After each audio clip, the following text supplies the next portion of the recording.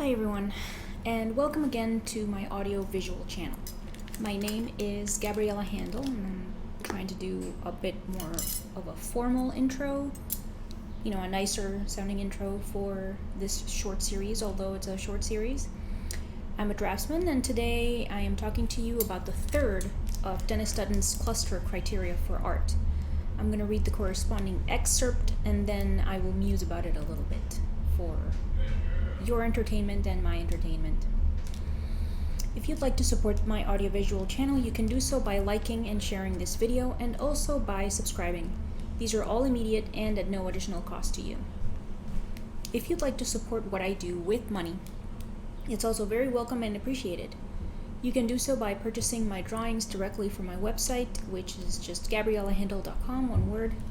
You can purchase crafts I make from eBay. You can buy prints of my drawings, or you can leave me a tip.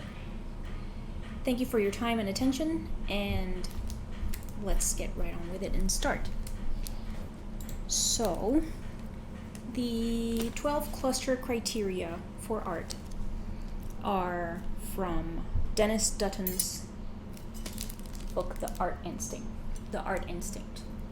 this book. And in a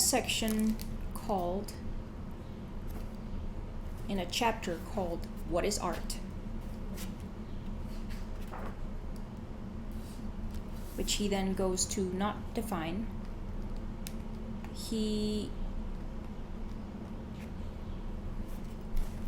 Chapter 3 is called What is Art? And here he does anything but define the word as, any kind of even slightly longer dictionary style definition. He just doesn't. And the argument, I mentioned this in the first bit, in the first part that I talked about this part, the first characteristic, which was direct pleasure. But I guess, I'm leisurely talking this time instead of in a hurry.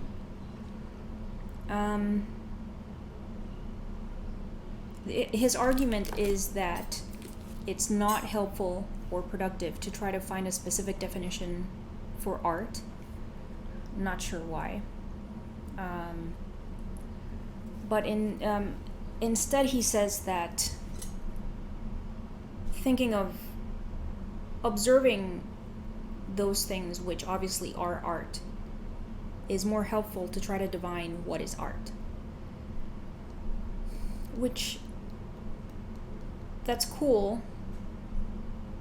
For me, it's cool because it's still better than saying anything can be art. I don't care for that as an answer to what is art.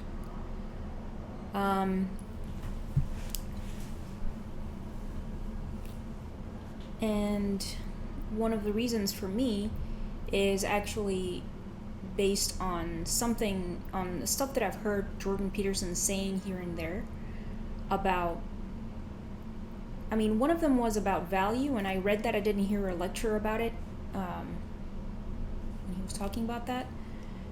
But, a term exists to delimit, to talk about a specific thing. And so, that's why most words, if not all words, have a definition. And if it doesn't, even if you can't think of the dictionary style definition, we still know what the word means, or have an idea of what the word means at least.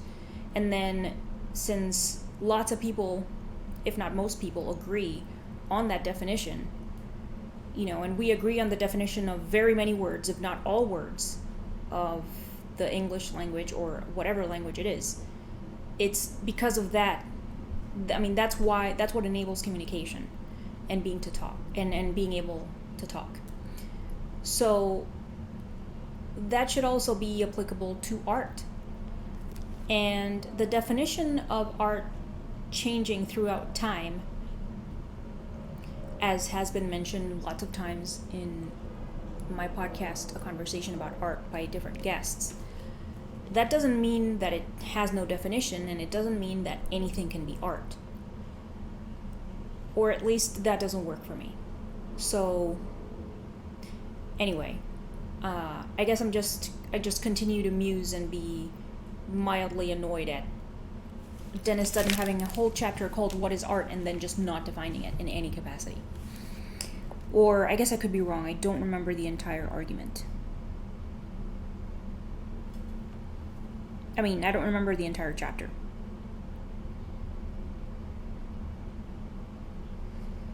I don't think he defines it. Anyway, let's also review the characteristics. Number 1 is direct pleasure, which was the first video I did 2 weeks ago. Yes. Number 2 is skill and virtuosity, which was the second video. Number 3, style. That's the one we're going to be talking about today, that I'm going to read and talk about today. Novelty and creativity. Number 4. Number 5, criticism. Number 6, representation. Number 7, special focus. Number 8, expressive individuality. Number 9, emotional saturation. Number 10, intellectual challenge. Number 11, art traditions and institutions. Number 12, imaginative experience. So let's read style. Quote: objects and performances in all art forms are made in recognizable styles according to rules of form, composition, or expression. Style provides a stable, predictable, quote, normal, quote, background against which artists may create elements of novelty and expressive surprise. A style may derive from a culture or a family or be the invention of an individual. Changes in styles involve borrowing and sudden alteration, as well as slow evolution. The rigidity or fluid adaptability of styles can vary as much in non-Western and tribal cultures as in the histories of literate civilizations. Some objects and performances, particularly those involved in sacred rites, can be tightly circumscribed by tradition. In parenthesis, Russian icon painting, early European liturgical music, or older styles of Pueblo pottery, end parenthesis. With others are open to free, creative, individualistic, interpretive variation, in parenthesis, much modern European art, or the arts of northern New Guinea, end of parenthesis. Very few historical arts allow no creative departure from established style.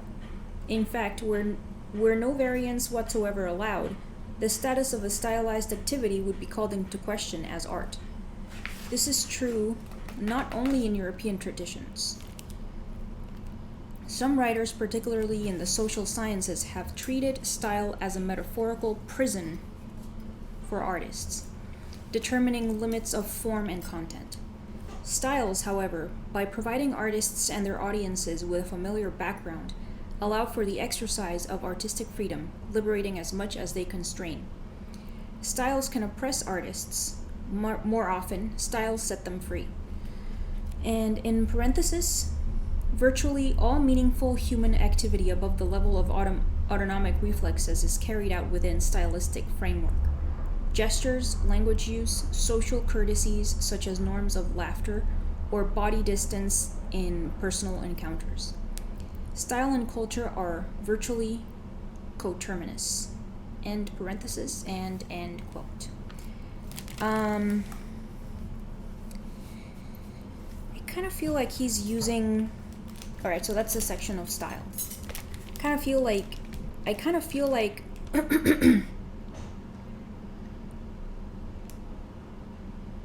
style, the term style is being used as rules in a way, or it reminds me of that anyway, especially this last part that says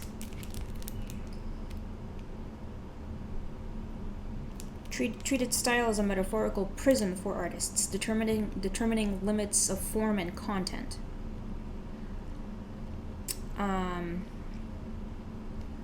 And that also reminds me of a Jordan Peterson thing that I listened to in a lecture of his, where he's telling a story about how during his classes, in order to illustrate the use of rules,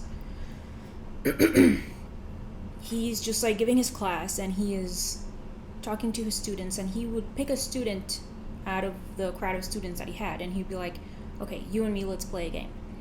And the student is like, okay. And then Jordan goes, okay, your move. And the point of that story is that no rules or any kind of delimitation has been established. So then once Jordan says, okay, your move, the kid in the story, the kid is just like, kind of, okay, I don't know, just like sitting there not doing anything, because it's like the only thing that has been said, the only thing he has been notified of is that there is a game that's going to go on. But he doesn't know the rules, he doesn't know what to do, what not to do, this type of stuff. And this last part of this section on style reminds me of the idea of rules in art, and rules in art in general. And I suppose it also reminds me of the stringent sort of rules that were in place during the time of the Salon, the French Salon, where it was it's like in order to become an artist, the person had to follow a very specific studying, like you had to apply. They were very demanding. When you applied, you had to like apply with good work or whatever.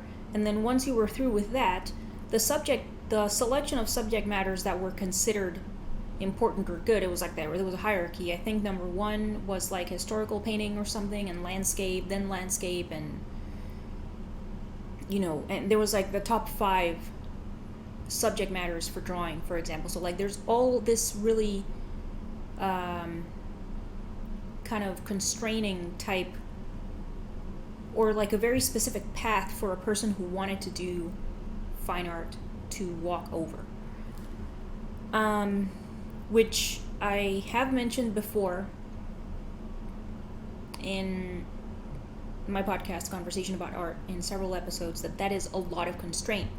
That is a lot of delimitations, a lot of fencing, kind of. And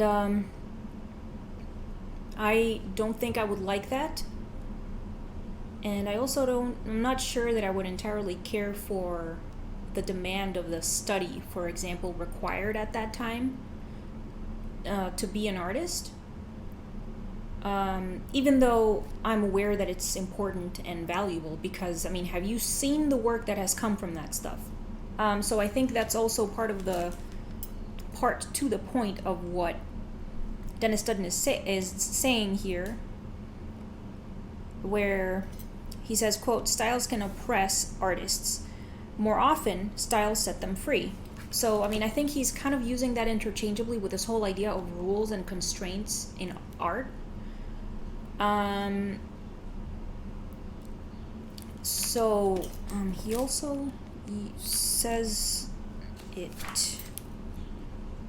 about the familiarity, and how it kind of gives the person doing the art a place to start, and then somewhere to spin off of, from which to spin off. And I kind of feel like it relates a little bit to the previous point of skill also, because he mentions the tradition of apprenticeship, and I suppose that's kind of like that. If you're an amateur artist, or somebody that wants to be an artist, and you go apprentice for a master painter, you start learning their style, to then after that, as you practice, you find your own style and your own voice. And having a basis from which to work is priceless, because just like starting from nowhere is extremely difficult. It's it reminds me of before going to the New York Academy of Art, I liked anatomy. I mean, I've always liked anatomy. And, I bought some charts, like some plates at some store in Panama.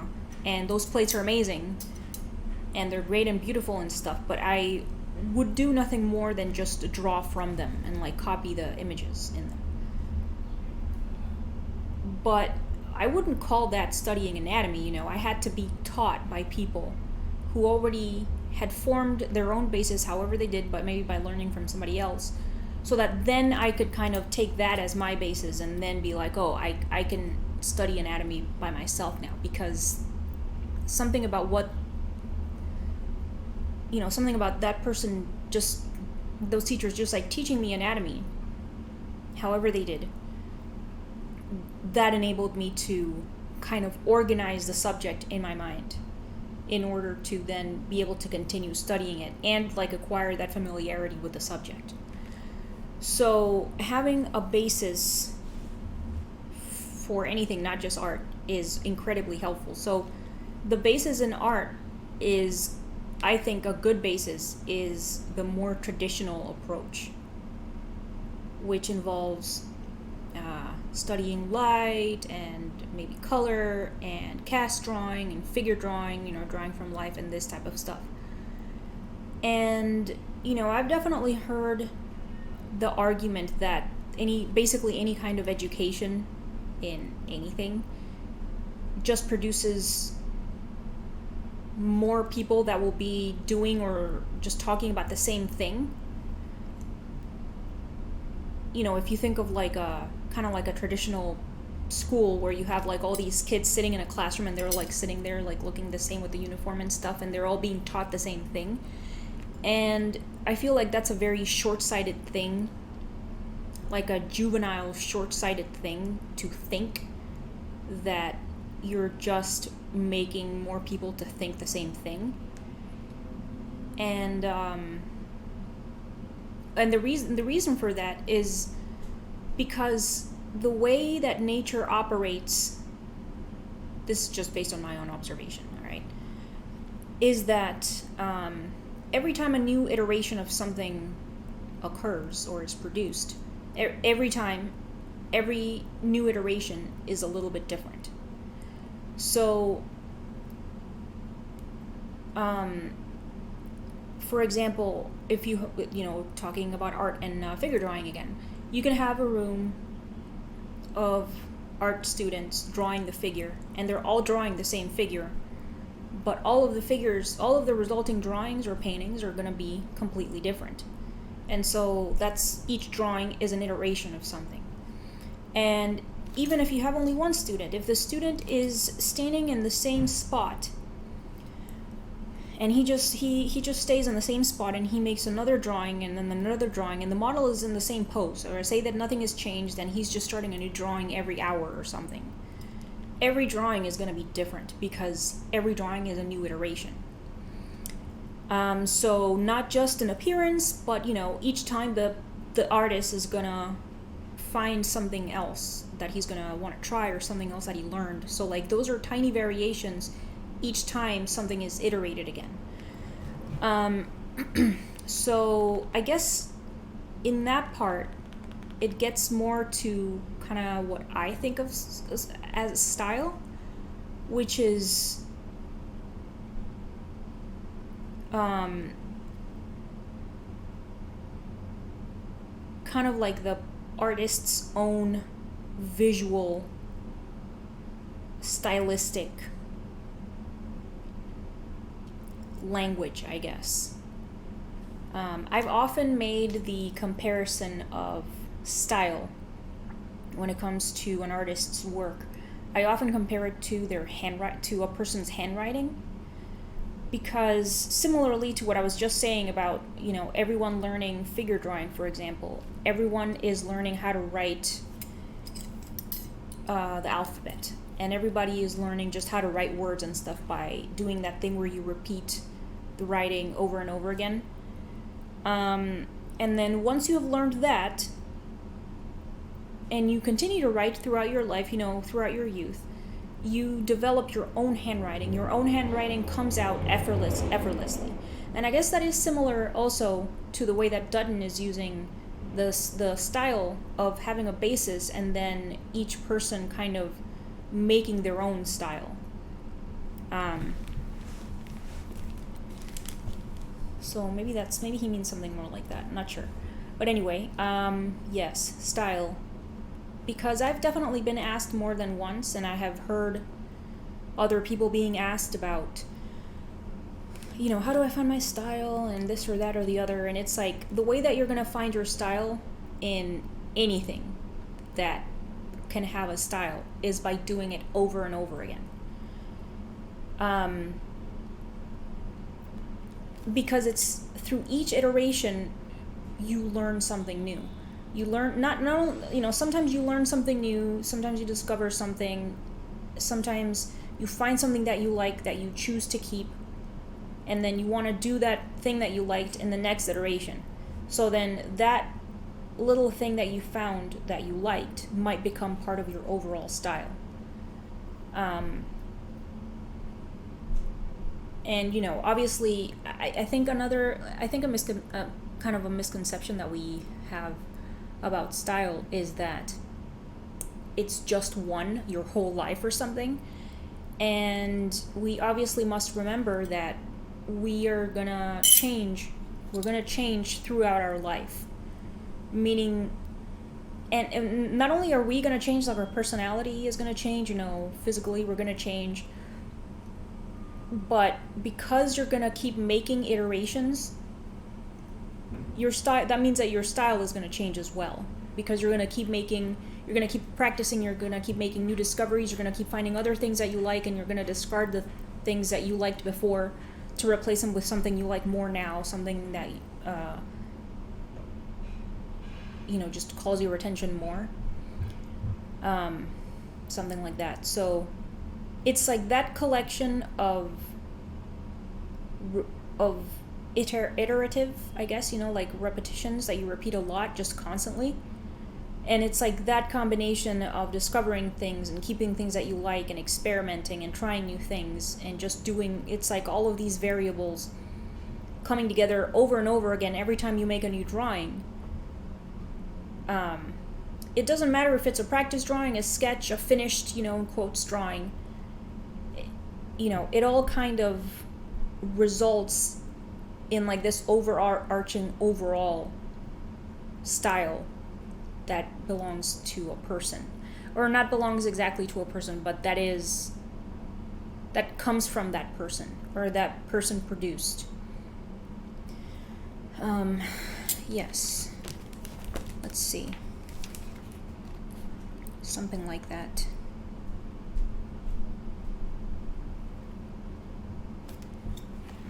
I lost the thing. Just give me a minute. Let me review this again real quick.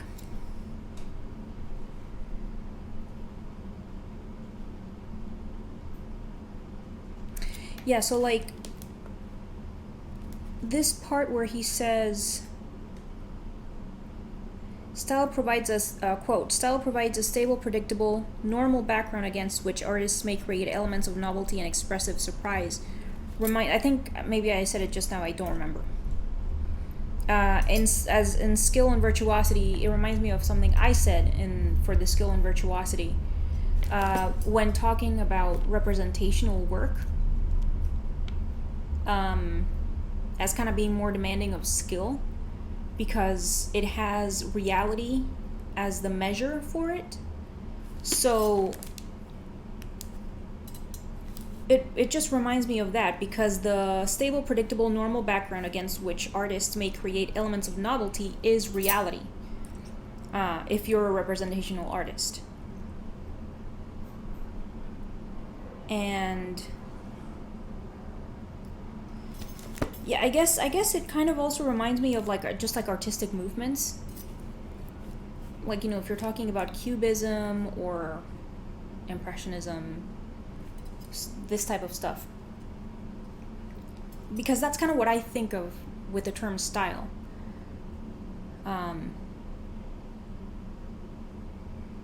something like that. And, I guess an impressionist style is kind of the starting point. It's like the stable, predictable, normal background. And then an artist starts by trying to paint that way or draw that way.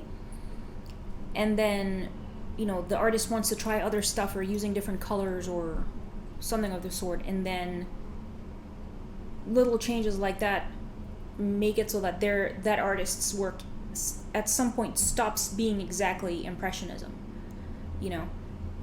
So I guess I hadn't noticed like the first time that I read this part, how strangely he uses the term style.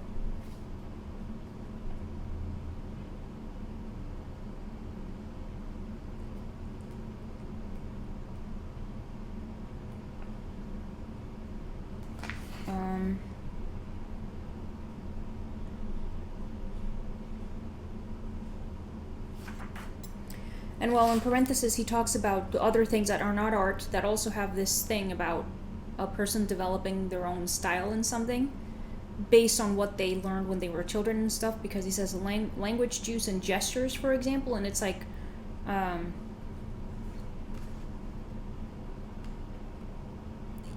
that makes a lot of sense because everyone talks slightly different. And, everyone has like their own hand gestures and their own expressions. But then the basis for them is just having learned English when they were growing up, for example. Is there anything else about this?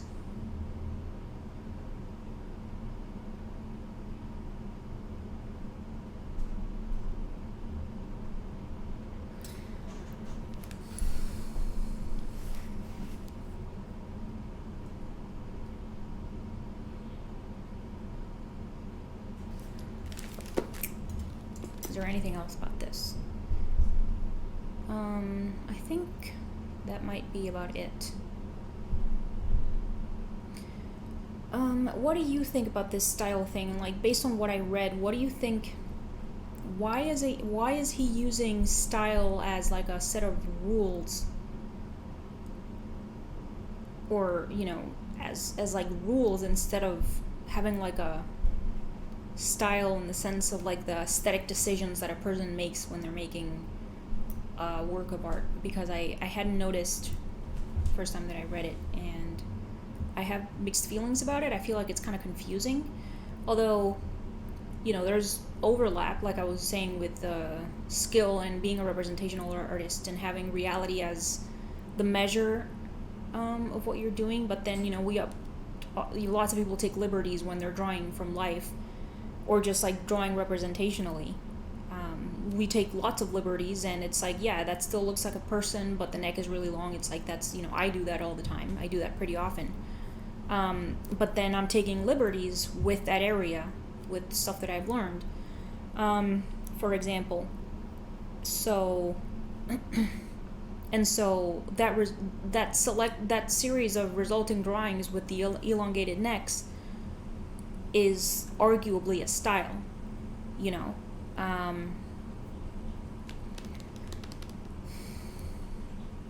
Yeah, not sure. I'm not sure I understand why he's using style to kind of mean like rules or limitations. Not sure. Anyway, if you understand that, then do tell me, because I don't get it. But I think that's about it for this third part